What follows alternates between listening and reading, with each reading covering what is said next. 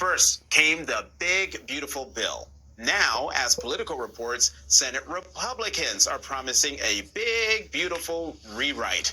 According to The Hill, 5 to 7 Republican senators have already expressed concerns about the House bill because of major cuts to Medicaid.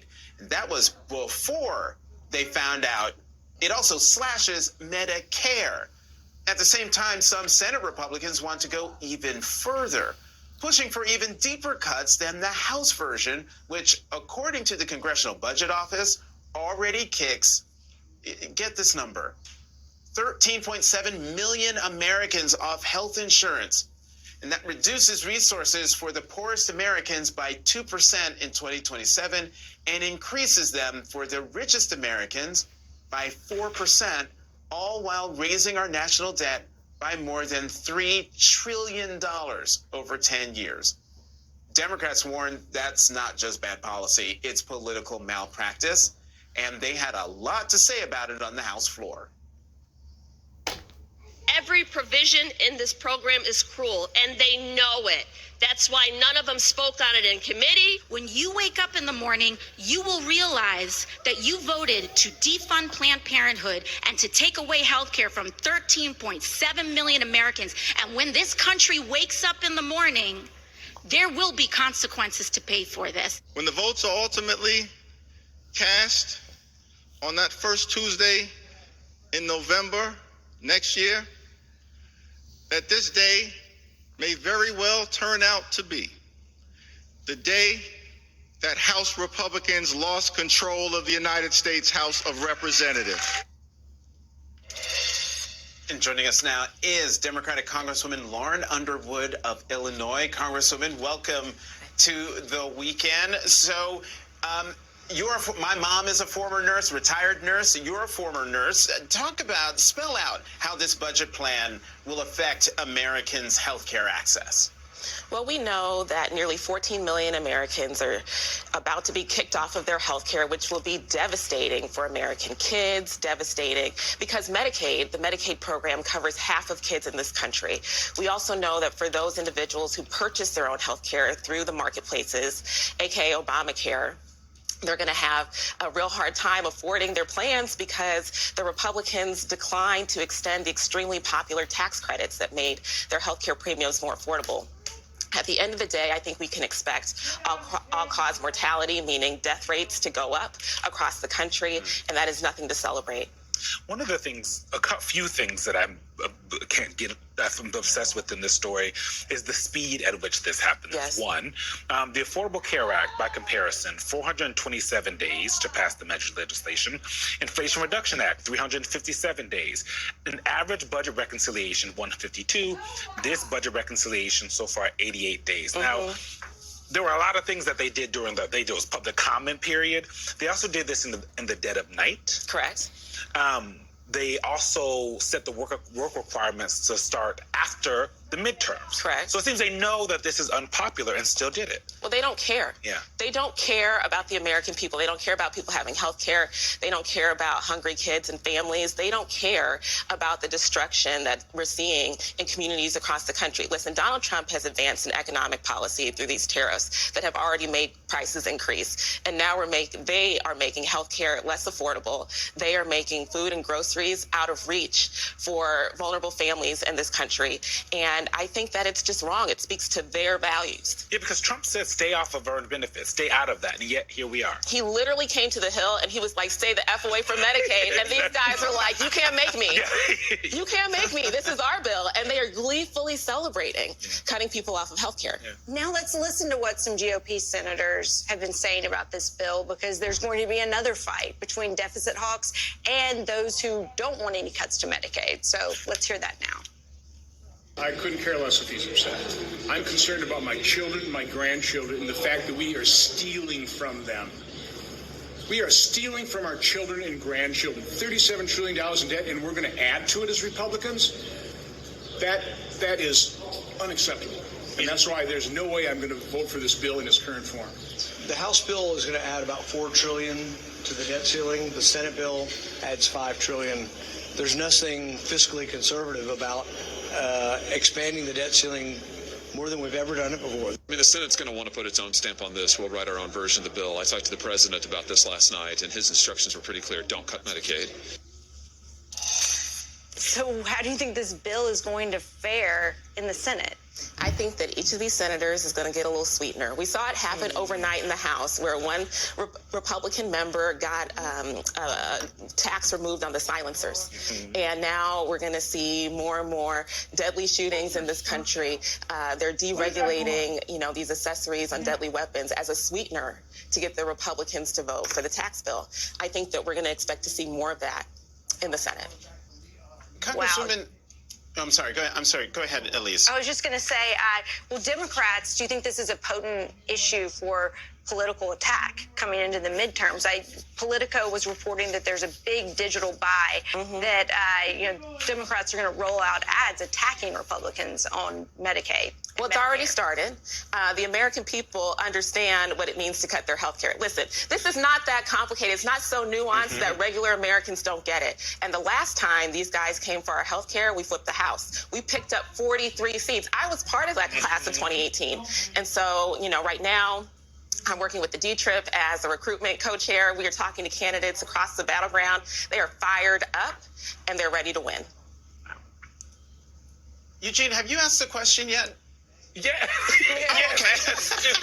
Look, it is early here in Chicago. To be here sitting in the seat. No. So I didn't want to take a question away from you, Eugene. But Congresswoman, I want to pick up on something that you just mentioned. That the sweeteners that the Republicans are getting to get them to vote.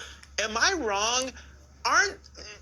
There aren't supposed to be non-budget related issues in reconciliation bills, right? Since when did they start following the rules? Since when does Donald Trump follow the law? I mean, you have to remember who we're talking about here. Right. Okay. So I'm glad you. So then, fine, sweeteners and all, and we just showed that sot mash of all those Senate Republicans talking smack about the House bill that's about to come over to them. But I'm just wondering, do you have any faith that all that smack talk is going to continue once President Trump troops up to the Hill, goes to the Senate side, and says, y'all get in line, vote for this bill no matter what's in it? I would not trust my health care in the hands of Ron Johnson. I would not trust my health care in the hands of Tom Tillis. I would not trust my health care in the hands of these guys. I don't think that they have a lot of credibility when it comes to protecting the social safety net for working families in this country.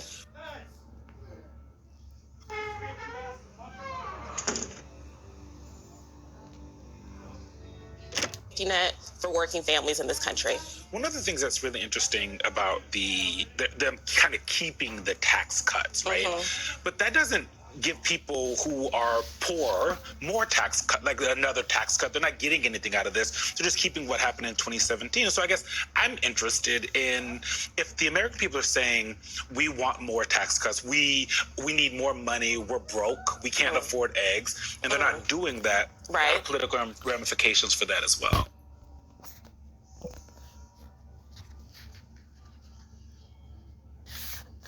Before we continue with the video, ladies and gentlemen, let's just say that this is gonna screw with. It will screw with, I should say, a lot of people's jobs in the healthcare industry. For example, right now, I have a PSW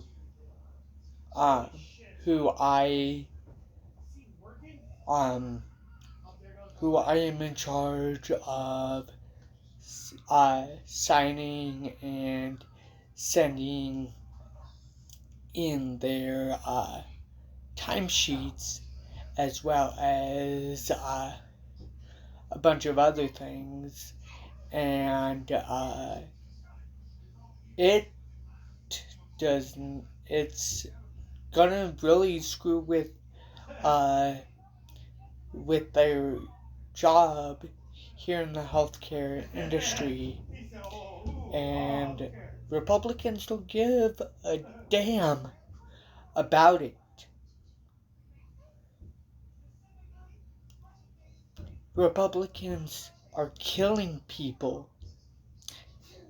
Donald Trump and his party foes do not give a damn about the American people.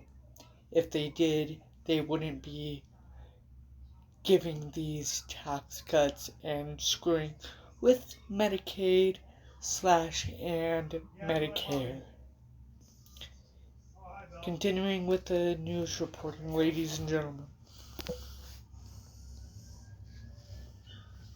Right. Political ramifications for that as well. Well, right, because instead they're cutting health care for Americans. And, you know, this little child tax credit that they're championing doesn't do nearly as much as what we did in the American Rescue Plan. There are so few children that are going to benefit from this, you know, marginal increase from $2,000 to $2,500. And I don't even think it's refundable. I just think that they're not credible on this issue. This is not a tax plan that in any way rewards working families in this country. All the benefits go to the billionaires. And instead, working families, people who have to go to work every day to put food on the table, are going to be left holding the bag. And Congresswoman, the debt. It makes all of our economic situations worse because of inflation, interest rates, so many of the ripple and cascade effects. Can Democrats use the deficit hole as a potent political weapon in midterms too? Sure. I think it's all on the table for us. I mean, there's no upside here. There's nothing positive. What they are doing is taking a big risk on America's future for future generations to have to pay off. And it's rewarding these billionaires who have never been paying their fair share to begin with. I think that it's a really bad deal. Donald Trump talks about deal making literally every day, and he doesn't seem to recognize how the American people lose.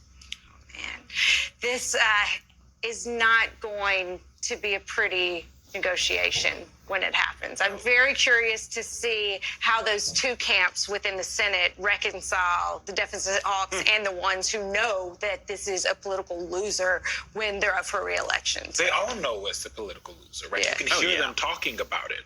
But at the end of the day, senators, they don't have every 2 years. They don't have to do it every 2 years. So they have more leeway to ignore President Trump. So we'll see if that actually happens. Oh, man. Well, Congresswoman. Congresswoman said, No. Yes, I don't know if y'all heard that. But can I just say, if people are upset, call your senator. Call them now. Call them on Tuesday when everybody gets back from the holiday weekend, right? The American people have so much power in this moment. Our voices matter in this debate. Make your voice heard.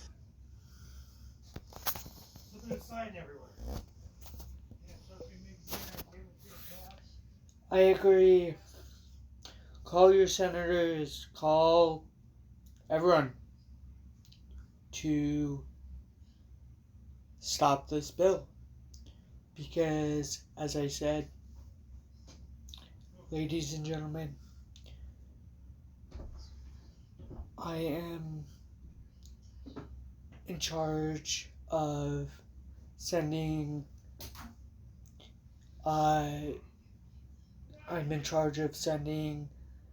somebody's PSW timesheet to get processed so that they could get paid. In other words, I'm their common law employer, which means that I'm responsible for getting them paid, and I am responsible for majority of other things that go along with being in charge of PSWs, who are, again, state employees in the healthcare industry. Unfortunately, this is going to screw with a bunch of my PSWs, employees' jobs, and this is going to kill a bunch of Americans who are on Medicaid or Medicare,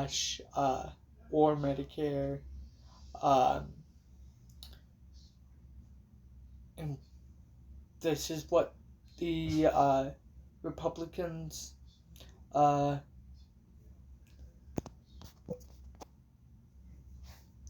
this is what they unfortunately voted for. That is going to do it for today's, this legal breaking reporting and video analysis update. If you did enjoy this legal breaking reporting and video analysis update, please, firstly, like, comment, share, subscribe, and enjoy. Secondly, if you want to make sure that you're always up to date on all the things legal breaking reporting wise on the side of politics, please follow me on my social medias that will be linked down below. I'm on Instagram, Snapchat, Threads, as well as TikTok. If you guys would also like to stay up to date on other things legal breaking reporting wise on the side of politics, please hit the bell icon as well as the all notifications option. The bell icon is located directly beneath the screen here on the right hand side of the subscribe button. Fifthly, ladies and gentlemen, please help me reach and achieve the goal of 170 plus subscribers. Ladies and gentlemen, the reason why I am saying 170 plus subscribers is because right after we reach and achieve the goal of 170 subscribers, we have more subscribers to reach and achieve. Right after we reach and achieve the goal of 170 subscribers. Fifthly, ladies and gentlemen, please stay positive. Even though I know it is hard for majority of you, unfortunately, during these unfortunate, illegal induced darkness times caused by the illegal, unconstitutional criminality of the Trump administration, Trump regime, and please stay safe and know that justice will prevail eventually on the correct side of the law despite Donald Trump and his illegal, unconstitutional regime and administration's illegal, unconstitutional criminality of his illegal executive orders, illegal actions, and illegal behaviors. And please stay safe. And I will look forward to talking to you guys in my next legal breaking reporting.